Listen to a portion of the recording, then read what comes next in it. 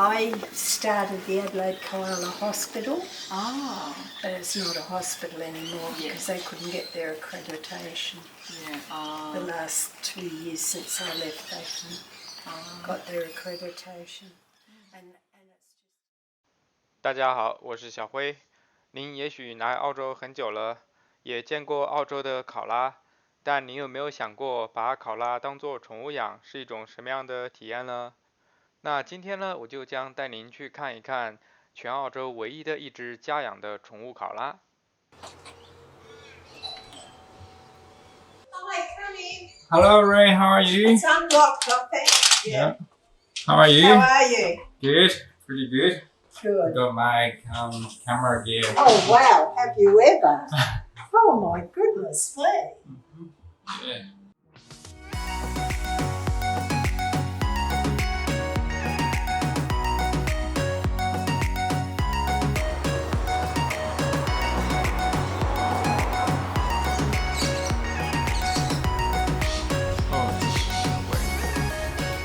No, sleeping.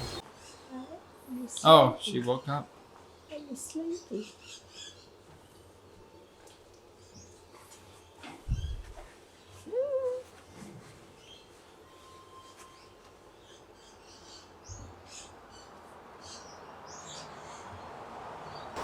Ray, do you want to introduce Honey to us? Do that. This is Honey, who Yes. is the only pet koala in Australia.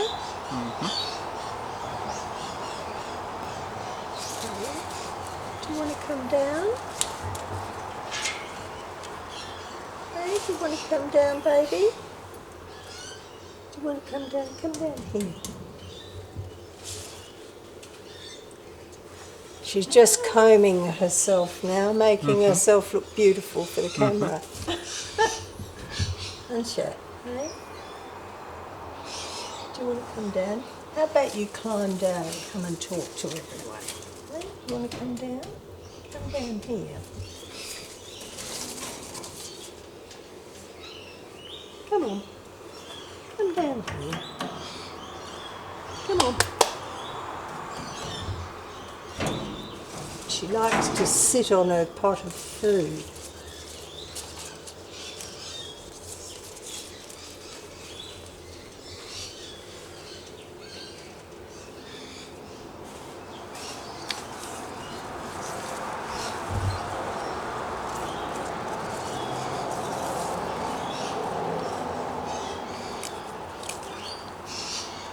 So, how old is Honey? Honey's now 5 years old.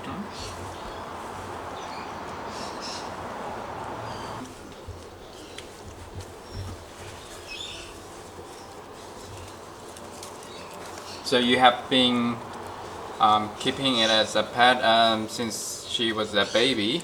Well, So- I've had her since she was 103 grams.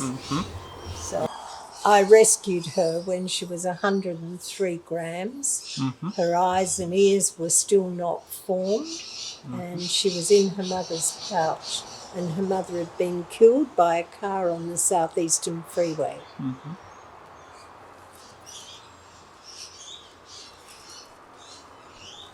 So you have to bring leaves from Twice a day. twice a day. And Yes.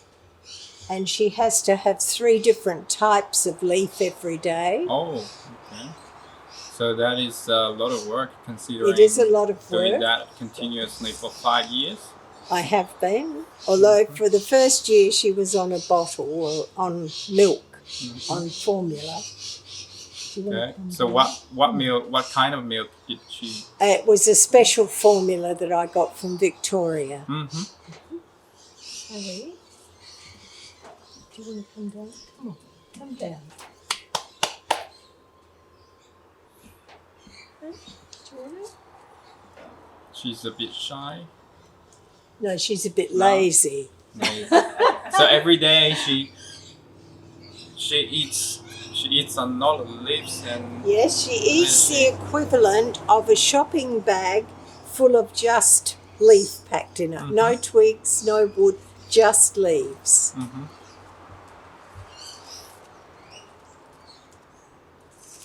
She'll probably And come the- down shortly. She's sorry, did I touch your foot?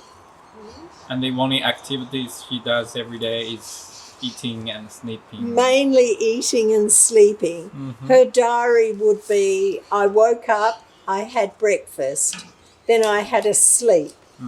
And then it would be I woke up, I had lunch, and then I had a sleep. She doesn't do a lot of activity other than when we're out and she's the centre of attention, and then she will move around a little bit. So how many koalas have you raised? Hundreds. Hundreds. Hundreds, yes. Okay. Pretty good.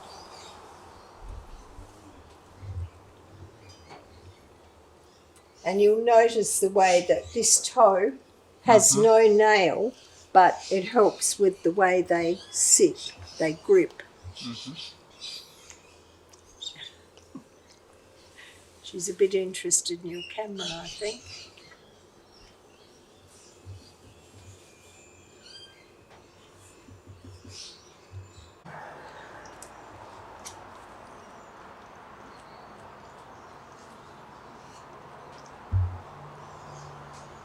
So what do you do to her when you have to be away from home for like several days?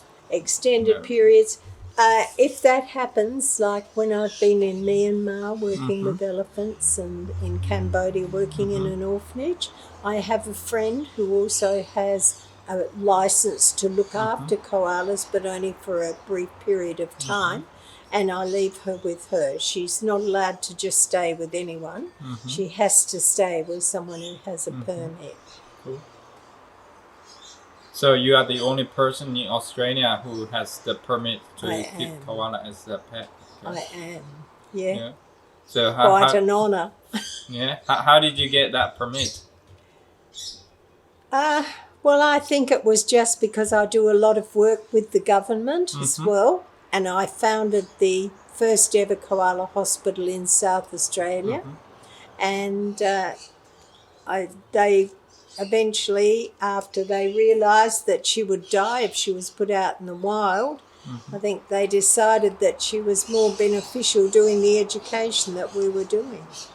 That's good. Because education is so important.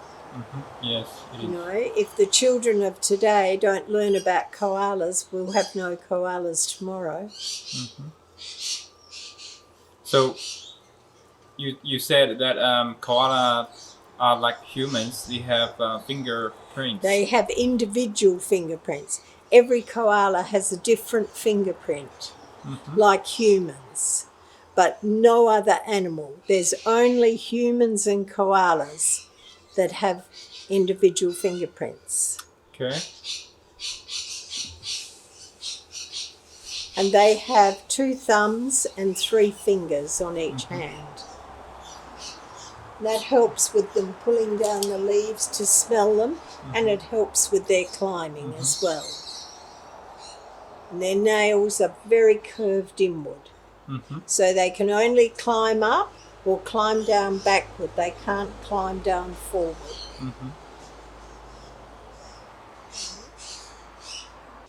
So let's say if there's a crime scene and the koala just walks through it, will the policeman or detective be They able could get to... their fingerprints, yes. Okay.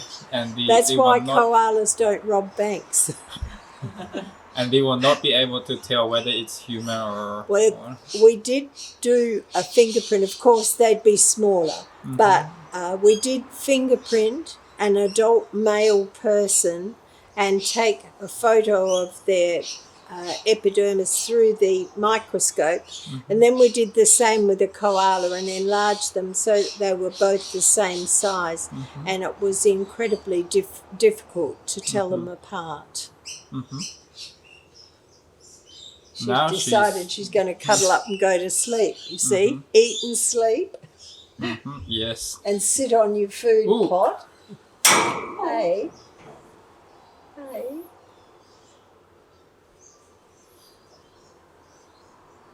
Come on.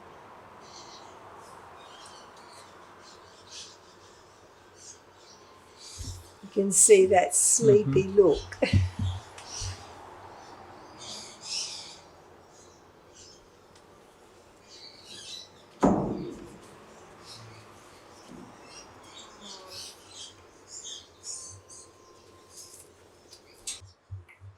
So, do you want to talk a bit about the current situation, wild koala situation in South Australia? Yes, we are told that there are thousands of them in the Adelaide Hills, but this is incorrect. And 2 years ago, there were a lot of females that were sterilised, so they won't produce any young again, whereas normally they would be producing, so they would keep up the amount. However, the current rate, I believe, as do the Australian Koala Foundation, that by 2050 koalas could again be extinct here. In 1923, they were extinct here because their fur had been used for the fur trade, and between 1890 and 1930, 8 million skins were sent from Adelaide over to New York and London. So by 1923, there were none left here. But in 1927, there were 18 that were brought from French Island in Victoria, and they were put onto Kangaroo Island, where there had never before been any koalas. But the trees were right, and it was surrounded with water, and koalas are territorial. When they're moved, unless there's some preventative taken, they will try to get back to where they came from. So these koalas stayed there, and the trees were perfect for them. The trees over there still are. And within a few years, there were quite a few young, and they were placed in 8 locations of South Australia, which range from the upper southeast through to Port Lincoln. There's still a really nice colony of koalas in Port Lincoln. There's about 200 on Micra Station.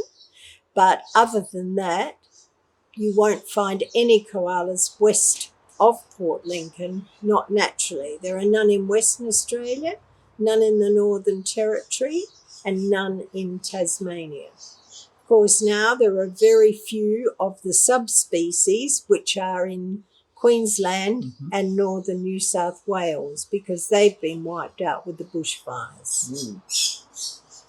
Yeah, that is a very bad situation for them. And the droughts as well, because they do need water. In South Australia, a lot of our koalas are lost with renal problems because our rainfall is so low in comparison with Queensland, for instance. And when the leaves are forming, the subsoil is very dry, and therefore the leaves come through quite dry, and they don't have the moisture the koalas need unless they can find water. Well, you've got to be careful that she's kept away from dogs, from a lot of people, because if somebody has a cold, the koala will catch it very easily, and they have no resistance to diseases. Oh, the koala can catch cold virus as well? The koala could catch any of the things that we can catch. Oh, okay. They suffer from many of the problems we have. They have heart problems, they have renal problems, sugar diabetes even, So cancers. Oh. In the wild, they have quite a large home range, and they will go from tree to tree. Yes. Sometimes they go into trees that are not the trees they eat from, but are a resting tree. And it may not be a eucalypt tree. It might be a pine tree or a lily-pilly or a wattle tree. Like a few years ago, when I was walking in Mount Crawford, I saw a koala climbing on a pine tree. Yes.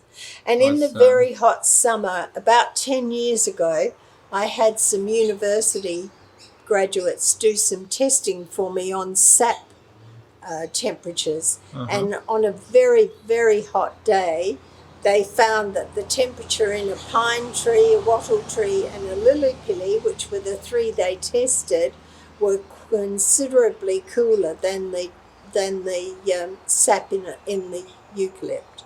Okay. So that's probably one of the reasons that they frequent those trees, to be cool. Okay. Yeah, that's interesting. And of course, there are more than 300 different types of eucalypt trees in South Australia, but there are only about 12 they can eat. Okay. And the way to tell whether they're the correct ones or not is to get some leaves and screw them up tight in your hands, rub your hands together and smell your hands. And if they smell like eucalyptus, they're perfect. If they smell like lemon, you give them a terrible tummy ache. And if they've got no smell, they are no good. And of course, they need water. So she has fresh water all the time. There's a rainwater tank there that services only this cage. Oh, okay. I heard that their meat is poisonous. Yes, it's the only animal that the Aboriginal people in the early days were unable to eat. And they thought the koalas were very special. Although they used their fur for clothing, they couldn't eat them because koalas eat so much eucalypt that their flesh is poisonous. Interestingly, their eyes, which are set a little bit like ours are toward the middle of their head, their face,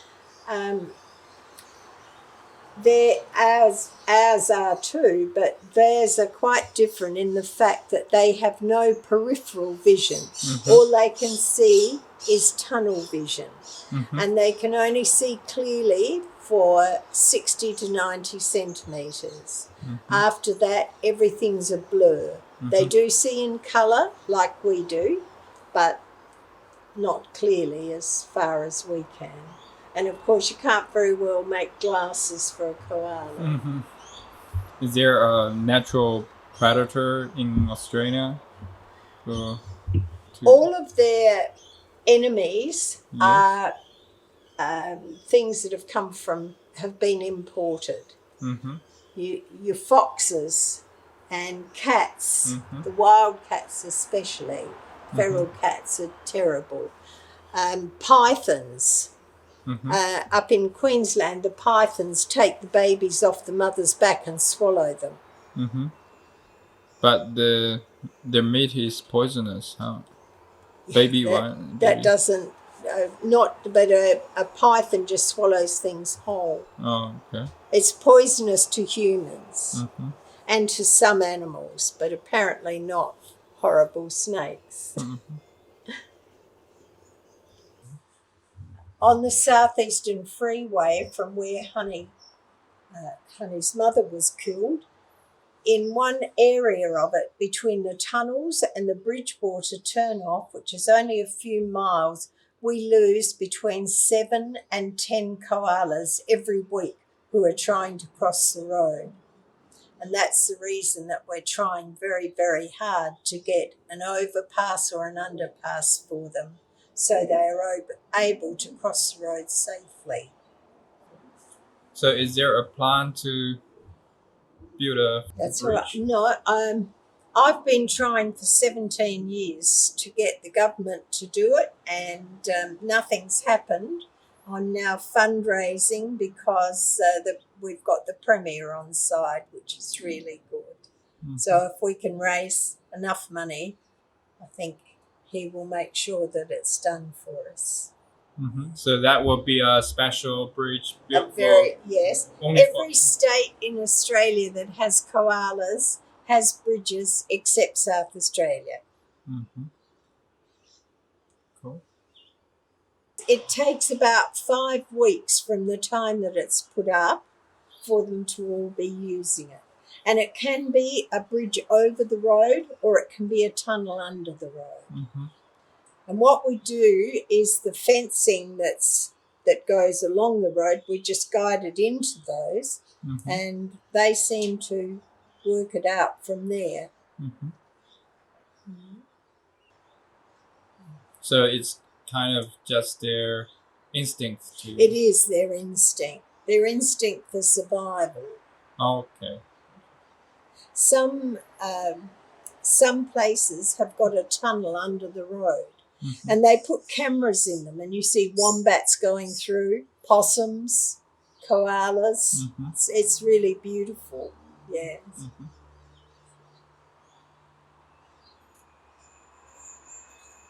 She's very sleepy, isn't she? So if we build a bridge, like how many bridges do we need to We build? need more than one, but if we got one for a start and people could see how successful it was, I'm sure that we could raise the funds to get more. Koalas keep themselves clean, totally, which is a good thing. There's times when we've had some that have fallen in oil or something, and then, of course, that's a different situation. But in the wild and normally, I mean, Honey has never, ever been washed. She keeps herself nice and clean. So what are these lines That's about? a misting system, so that when okay. it's hot, that comes on every half hour for 5 minutes and just puts a cool mist over her, over the whole cage. Her leaves, I come out in the summer, every half hour I come out and spray the leaves because otherwise they just dry out before the day's out. Leave them for a little while. So when you say you take Honey out at the evening, you sit out there with books and We sit she'll out in eat front leaf. and I'll take some leaf and she eats. So she won't go run away somewhere. She sits on her knee. She hangs on. Yeah. She's pretty. What are you doing, baby girl? I'm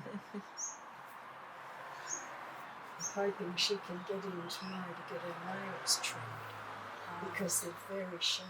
Yeah.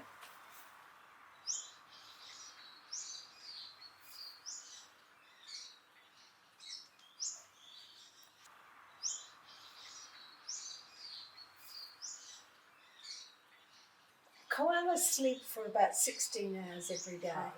Yeah. But the rest of the time she's either walking around or sometimes I just get to the door to come in and clean and she'll jump down and run down and put her arms up to be lifted up. And normally she'll do that anyway, but when you get a hot day, she's...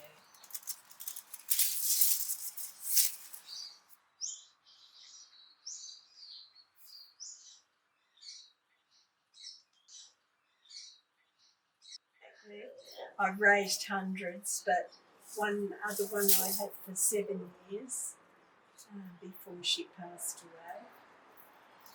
And normally they can live for 12 to 15 years, about the same as a big dog.